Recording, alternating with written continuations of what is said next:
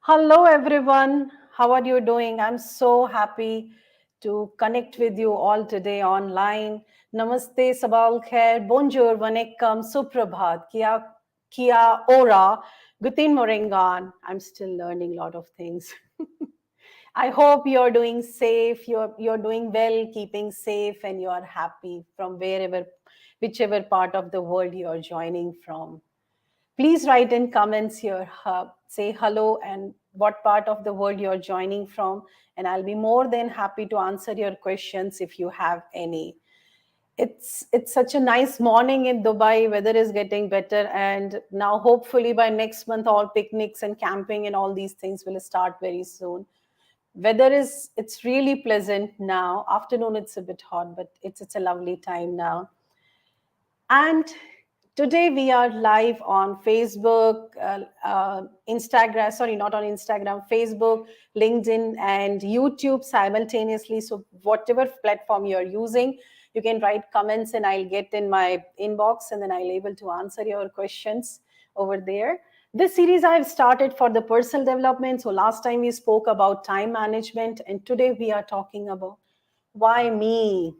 Why bad things do happen to me, why I'm the victim, why I don't get selected for the school team, why I'm selected for the layoff, why I don't get promotion, why I don't get the right person, why I have not got the right husband, my parents are not understanding, why I fall sick, why I have I'm this nationality, or why I'm a girl or a boy, or my height, why I'm not tall. Why me? All the problems are happening to me. I'm a victim. Why me? Why it is happening? I hear this so many times in coachings, trainings, routine conversation, and this puts a person in victim mindset. Victim mindset is something which always looks at the problem, and we all think I'm the only one who has all problems in the world. Everybody else is happy, they are enjoying, their life is good. They go for vacation, they just work 2 hours in a day, and then they just have the like good time, they don't get scolding, they are promoted, they have everything in life. I'm the only one who's victim. But that's not the truth. That's what we tell ourselves. This is a story we create by ourselves. So setbacks are inevitable. Wrong things happen. Things go wrong. We fall sick. There is nobody in the world who has never fallen sick, has never failed. Those who have achieved, they have never failed. It's impossible. Everyone who has achieved something, they have failed an n number of times. So you can't control circumstances. But one thing you can control, if you can write in comments, please, what is it one thing you can control? You can't control circumstances, but what is that one thing you can control? Hi, Mohammed. Hi, Vicky. I'm so happy to see you. Hi, Mohammed. Hi, Rajni. And hi, it's a big long name, so I write it as Kalyan. Hi, Kalyan. Thank you for joining today. So, what is it one thing that we can control? We can't control circumstances. We can't control falling sick. We can't control economy. We can't control environment or heat, anything. But there is one thing that we can control, and that is our response to that. And that changes the everything. That changes mindset. That shift our mindset from the victim to the achiever mindset. So let's talk about it. Why me? Because I heard it so many times. So I thought, okay, we have to talk about it now. Let's see what we have. First, let's understand how to recognize it. I'm having this mindset of why me, why I'm having this thing. So let's see some things to identify that who's having it. Is it you or some of your family members or friends? Who's that? And I have lovely story also, a couple of stories to share with you today. So please stay. The first is victimizing self. Me poor, I'm so unlucky. All the problems in the world are for me. They come to me. I always fail. God doesn't support me. Economy is going bad. I don't have required support. I'm not rich enough. I'm not happy enough, healthy enough. I'm not enough. I wish I was somebody else. I wish I had better parents. I wish I was tall. I wish I was slim. I wish.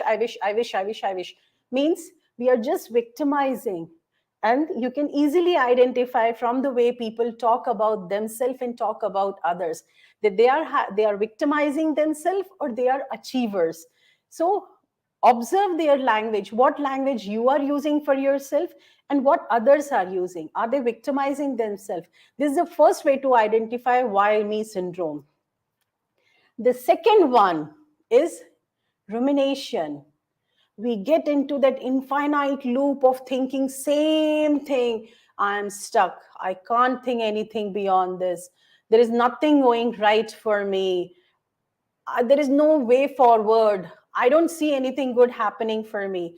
Ruminating word comes from the way like cattle, especially cow, when they chew, like eat grass, and they keep it somewhere in their throat or stomach, and after some time they take it out and they keep chewing it for a long time. So the term rumination comes from there, and that's what we do, the mental rumination. If something bad happened to us which we can't control, but we keep repeating that record in our mind for infinite times. If somebody said something bad or somebody has posted something negative on social media for us, out of 100 good comments, if there is one bad comment, we keep thinking about it, keep repeating that. If somebody said something bad to us, we keep repeating that record in our mind. This is what the mental rumination we are doing, right? And there is a way to stop it. We all go through that. I have gone through that many times, and I, like, in maybe some other episode I'll discuss it, how to stop that recording and be consciously move to the next step. But if anybody who is ruminating coming to you and crying about their problems continuously, they are not ready to look at the solution, they are having this why me syndrome kind of a thing. Another sign is negative tone and generalizing. Oh God, look at the language they use. I really want you to do this exercise after this episode today. Observe your language for one day. What language are you using? What words are you using more frequently? And what language your close circle is using. Are they using generalization language? I always fail. I have bad luck. Life is never on my side. It always happens to me. I'm never going to make it. Everyone dislikes me. I'm not fit enough. I can't. I won't. It doesn't work for me. So they are generalizing always, never, it doesn't, it never happens. Everyone, they are just generalizing the problem, they are generalizing the negative emotion. So please do this exercise for yourself first before going to others, because we cannot control others, we can only control ourselves. Do this exercise. Observe your language. Whenever you feel sad or low, what language are you using? Are you saying that I always fail, this always happens with me, whatever idea I gave to my manager, they always reject it? Are you using this generalization language? If you're using it, it's time to take a step back and reflect what you are doing. Is it adding value to you? I'm sure it is not. So it's time to shift your mindset. Another wonderful thing to identify whether you are having why me syndrome, and that is feeling envious about others, feeling that why others are happy, not me, especially by on seeing social media. I used to think that earlier, long ago, and I used to think everybody's life is beautiful. I'm the only one who's spending 8 hours working, then 2 hours studying. I'm the only one miserable. And then I realized everyone is in the same boat. So when we feel resentful for others' gain and feel more hurt, this is the sign of why me, feeling pity or resentful for self. So people use a language like why good things happen to other. They are so lucky, they are born with silver spoon, they are born in royal family, or their parents are rich, or they have advantage, or their parents are influential, or their spouse is influential, or they have studied in so and so school or college. And the problem is that we forget. I have spoken to like different nationalities, different age group, different background of people from like top to the bottom, and believe me, all have almost same problems. We just don't talk about it, we just show the rosy picture. So don't feel resentful or the envious about other. It's of no use, because you know only the one paragraph of their story, the whole book you have not read about it. So we all are in the same boat.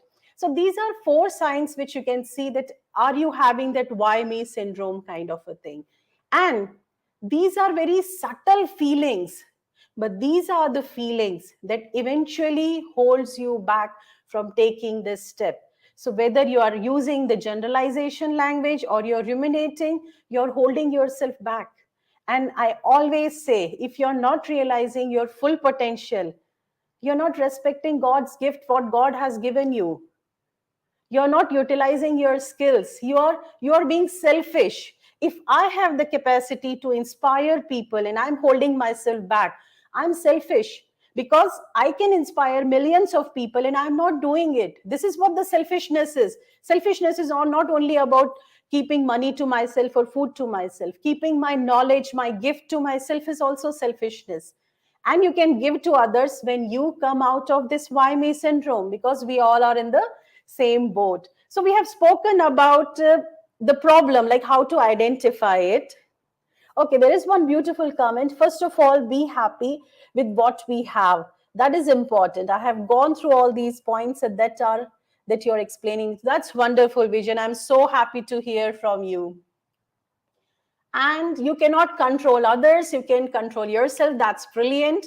We can control how we react. Oh, that's brilliant, Vicky. Thank you so much for sharing it. And now we will see that we have seen that how to identify that why me thing is happening. Now there is a beautiful story I want to tell you before we see the solution, that how to overcome that.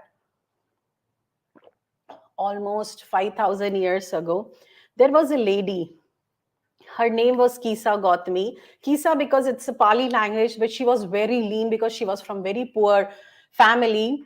And somehow she got married in a very affluent family. So, but there she did not get much respect because she was from very poor family. And so the other people from rich family, they were not respecting her much.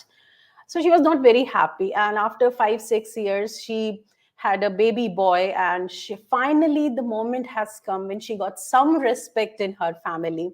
So she was very happy and everything was going fine. But by the time child turned 5 and he was playing outside, a snake bit her and he died there. It was the saddest moment for that lady. She was devastated, and nobody in village could console her. She was just crazily crying, and people couldn't see her pain, because that was the only happiness for her, and now that's gone. So what will she do? She was crying crazily.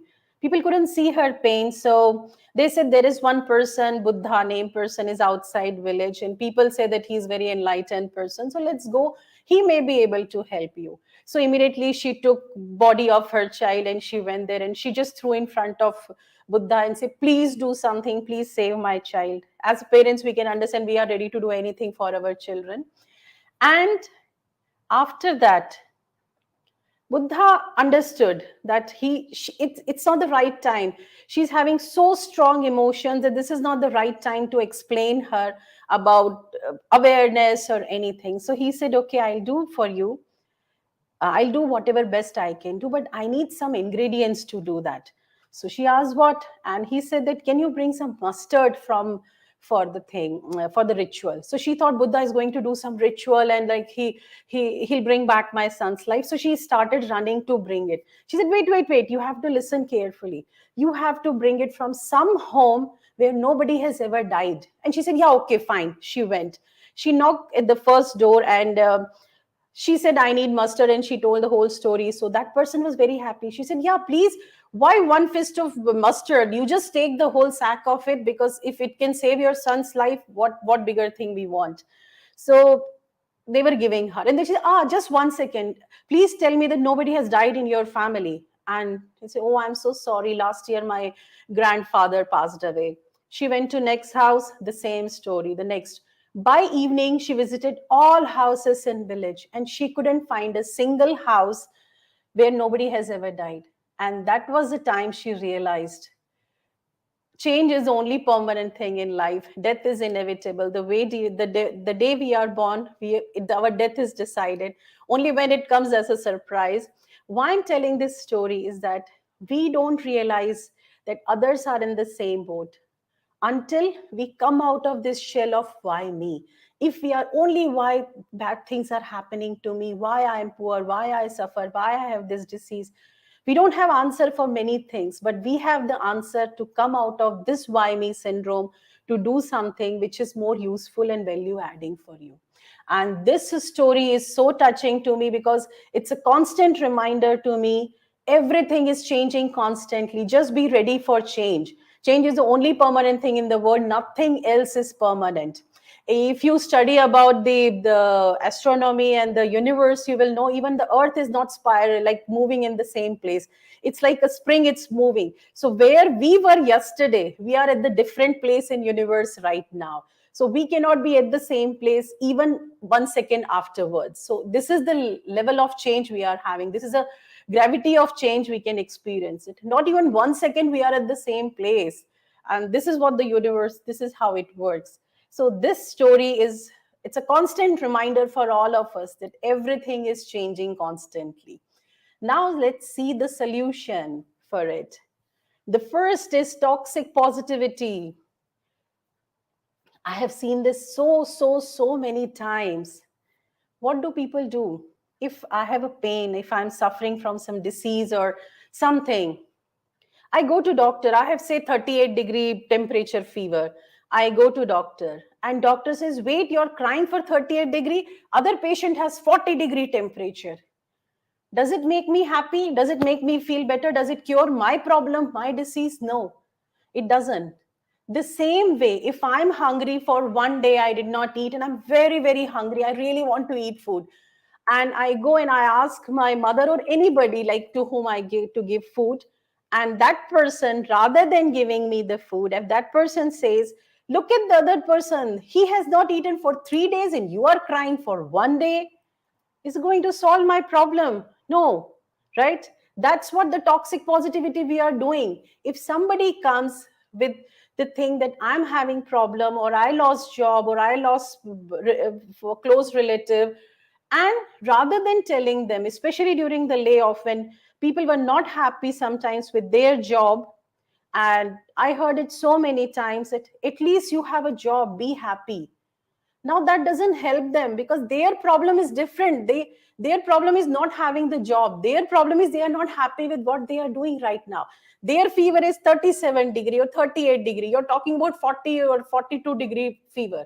It is not their problem. That's what the toxic positivity we are spreading at the mental level. So whenever anybody comes with the why me mindset, don't ask them to, most of the time it doesn't work, the gratitude journal in this case, at least at the initial stage, because people perceive it as a toxic positivity rather than the gratitude. Because others having more problem doesn't make me feel better, rather it makes me feel guilty. So first I was suffering, I was having why me syndrome, and on top of it I have put guilt also. So now that person is going more and more down. It's not going to help. So toxic positivity, please don't use. And I would suggest initial days of the why me thing, don't even write the gratitude journal. Take the more concrete step. You have to go outside to in. What are you going to do? And that is locus of control. Locus of control is life happening to you or happening for you? If it is happening to you, this means your locus of control is outside. Somebody else is sitting somewhere in sky or in government or somewhere. They have my life's remote control and they are controlling me. I don't have any control. Whatever happens, I just have to suffer. Outside locus of control.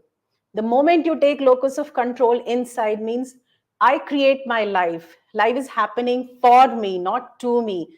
I have the remote control in my hand. I'm going to control my life. Of course, I cannot control everything, but majority of things I'm going to control.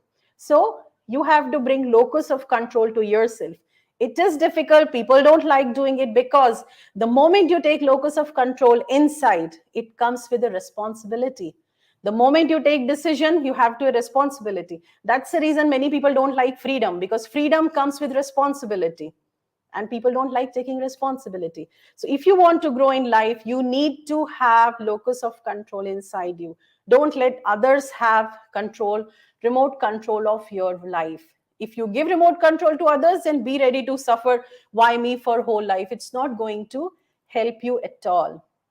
Another method is accept current reality. I say this for everything in life. Whatever you are doing, not only for why me thing, but whatever you are doing in world, until you accept current reality, you cannot take next step. So if you right now you're having you using the four methods, you identify that you are having the why me syndrome. Take, accept, yes, right now I'm feeling like this. I have fever, I am hungry, I'm frustrated, I'm not happy with my job. Right now, this is my reality. But I'm not going into the cycle of rumination. I know I was doing it, but now I'm going to stop it. Without accepting current reality, we cannot take next step. It's something like suppose this is a pen and you have to reach there, but you need to know where you are starting. If you don't know from where you are starting, how will you reach there? How will you define direction, right? Like GPS won't help you if you don't know from where you are starting. To reach somewhere, first you have to tell us where are you, then only you can start the direction to go somewhere else, right? So it's so common sense. So accept current reality, but don't fall in love with it. You don't want to be there, you want to go somewhere else, right? So accept current reality. This is the most important thing for anything you do. Now we know our current reality. Now we'll decide where we want to go. Vision, set a vision which scares you right now, and make a plan how you're going to reach. For example, if you are having some health related problems and you feel, oh God, I'm every week I have to visit doctor, I'm frustrated, this, okay, I'm having currently these medical problems. What one step I can take for a good health, which I want? If I don't like my job, what is it one step, what is my dream job, and what is it one step I can take to reach there? Rather than sitting at the source and crying, think about the destination and start taking step. Because by reading the map, nobody reaches destination. By walking it only, you reach there, right? So just holding a map and crying, nothing will happen. You have to set a destination, start walking one step at a time. You know, you conquer a mountain one step at a time. Things look impossible until they are done. So just start it. I'll tell you my own story. When I look back in my life and I see, oh God, sometimes I really feel proud that I have done so much and I never thought I could have done it if I would have thought about all these things in the beginning. But it just happened. And how it happened? Because I set a bigger goal and I'm just taking one step at a time. When I work, I just see, okay, this is the next step I have to do. This is the next step I have to do. That's it. So just take one step at a time, because we have gone ourselves into this why me thing. So we are the only one who has to take ourselves out of it. There is nobody outside who can do it for you. And if not you, who will love yourself? So love yourself, be selfless, give your gift to the world by being open, and just take one step at a time. That's my ultimate message for you. No matter what you want to do, it's a health, finance, traveling to different country, living your dream, having a job, having a business, anything, just one step at a time. And after 5 years, you'll surprise yourself. Thank you so much for joining. And if you have a question, I'll be online for a couple of minutes more.